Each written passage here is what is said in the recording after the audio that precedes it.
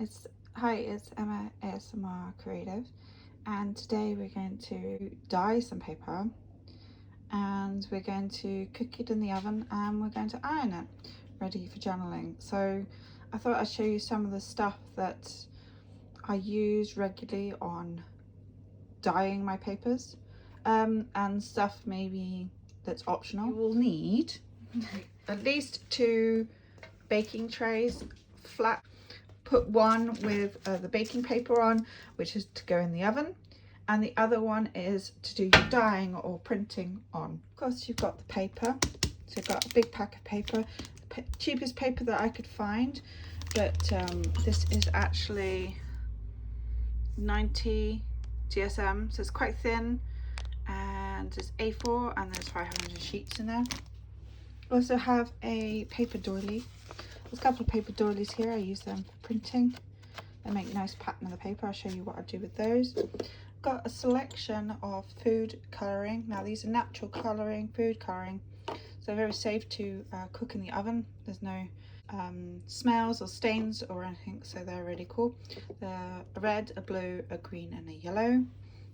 And then I've got some little glass cups which I use to mixing. I also use, one thing I've forgotten to add, is fairy liquid. We use fairy liquid or something called a sort of hand soap.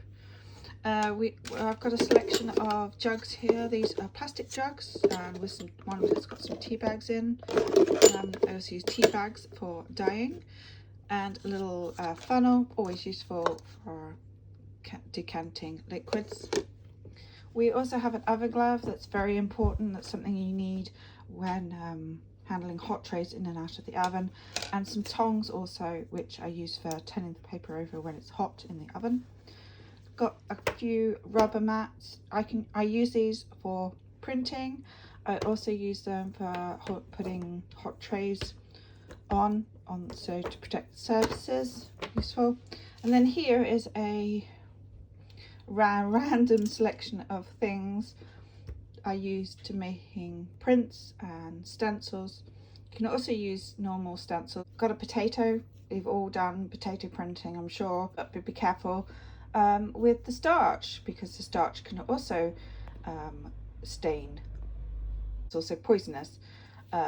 Uncooked potatoes, I don't need to tell you, as you're probably aware, uncooked potatoes are poisonous to humans and most animals, I believe. And an apple. You can use apple in dyeing. You can use, if you haven't got a potato, you can use it for, you can cut out shapes and put it into paint and dip it into dye and put it on the paper. Also got a pastry cutter in here. You can also use sewing cutters to make marks on the paper before or after you dye. I've got a scrunchie or some sort of cord or wire is also fun for prints in the paper. We got a cookie cutter. Some of these you can get rubberized ones, like the muffin cases and so forth, that you can actually put in the oven. I'm not sure whether I'd put this one in the oven, to be honest, but you could do that and leave them there. Or you could also just leave them on the paper and let them dry outside, or you can scratch in the paper to make patterns and prints. And this basket, this is a basket that had fruit in it. Also makes a nice imprint. It's lovely when you put it in fairy liquid or some hand soap, and you can make those lovely bubble patterns. This is a useful little thing I found as well. So there you go, there's my little bits and pieces that I like to use sometimes when dyeing and decorating paper. So let's get started. 100 degrees is usually fine for drying paper. To save energy, I would recommend bake something in the oven first and then use the oven afterwards when it's still warm to dry your papers, because you don't actually have to have the oven on so much. You could just dry some papers when the oven is hot after you've baked something. Also, I also use hot water. I use hot water for brewing the tea. Okay, so I've got my hot water here. I've just got some regular tea, so I'm just going to put in here some tea water.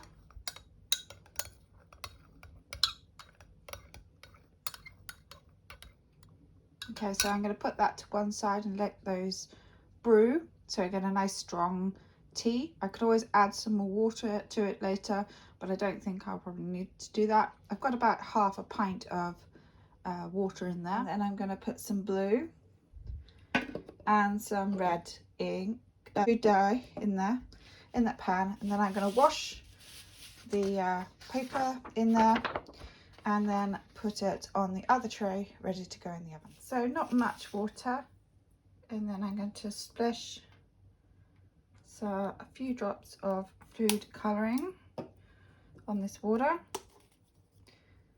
Let's just do the blue for now, doesn't matter. Pop this down, turn it over, and then just let it drip off a little bit. Get rid of that excess water. And just pop it and lay it down on the parchment paper. I'm going to try and get two, it's difficult to do it with one hand. I'm going to try and get 2 pieces in there. So just flick it over. And that's the first batch to go in the oven. I'm going to leave that in the oven. And as you can see, it's browning off already. It's a lovely pattern. It doesn't take very long sometimes. And then when it's dry, I'll take it out and put it to one side to cool. And then we'll use the tray again to put the second batch on, and so forth. The second batch I'm going to do is going to add some red.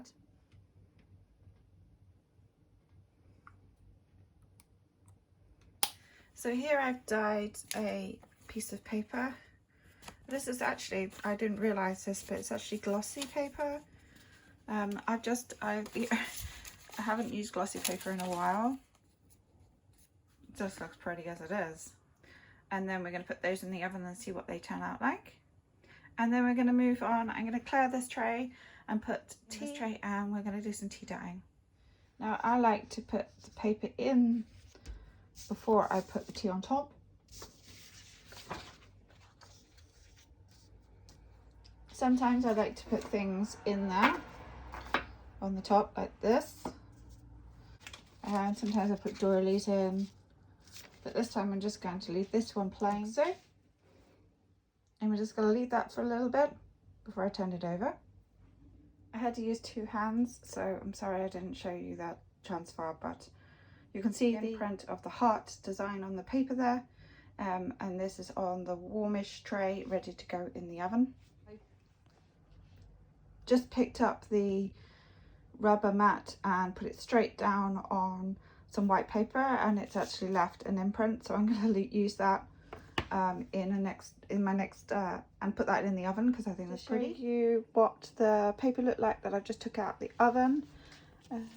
This is still slightly wet, but it's made a nice imprint, and it's dyed the doily as well, a pretty colour. The ink is the paper is very saturated, so it's very thin. This is an experiment I did earlier using doilies again.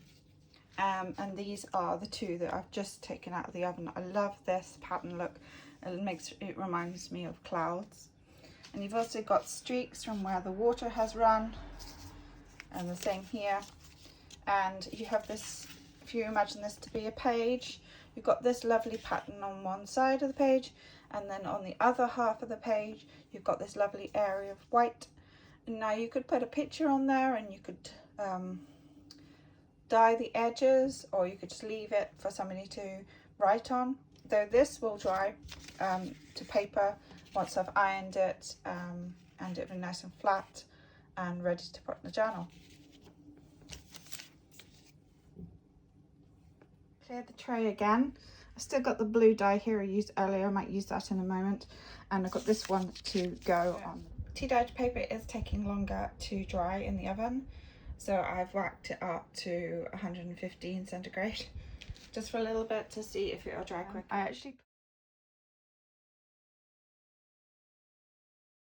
So the next final experiment I'm going to do is, well, I've done this before, but it's always different every time, is use fairy liquid and make a pretty pattern.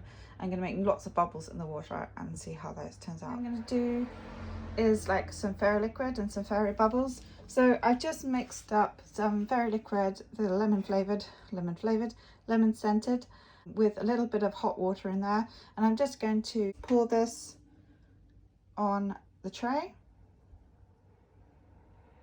and I'm going to use my finger to bubble it, or fingers to bubble it up a little bit, because I want the bubbles.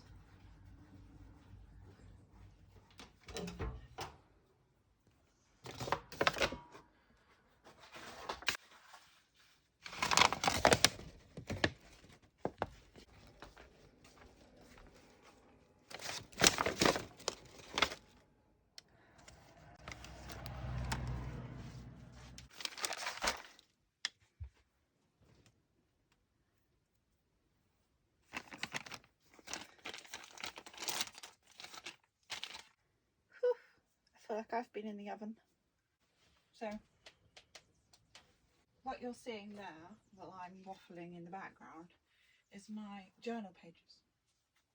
And before they're ironed, they make this gorgeous sound.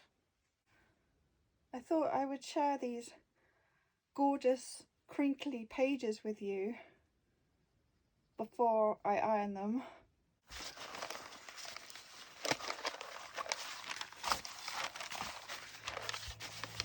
The smell of somehow cake, because that's probably what the last thing was that we baked in the oven.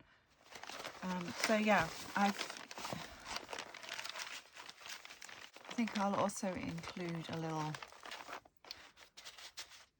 known talking video for the sleepers, shall we say.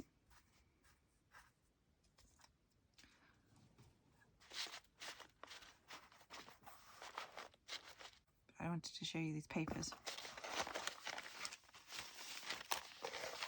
A mixed bag of papers. Some of them are okay, some of them are not so okay. Some of them need re-dyeing. Some of them, these are like the first batch out of the oven. Some of them will go back in the oven and be dyed more. Some of them were already coffee dyed. And some of them were not. And some of them are more stained than others.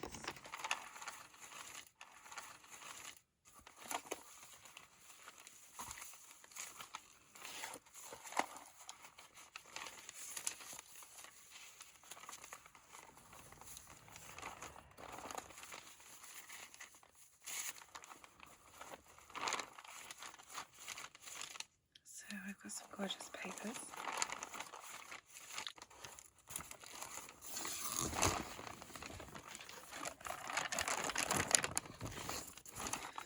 And the next stage is ironing these.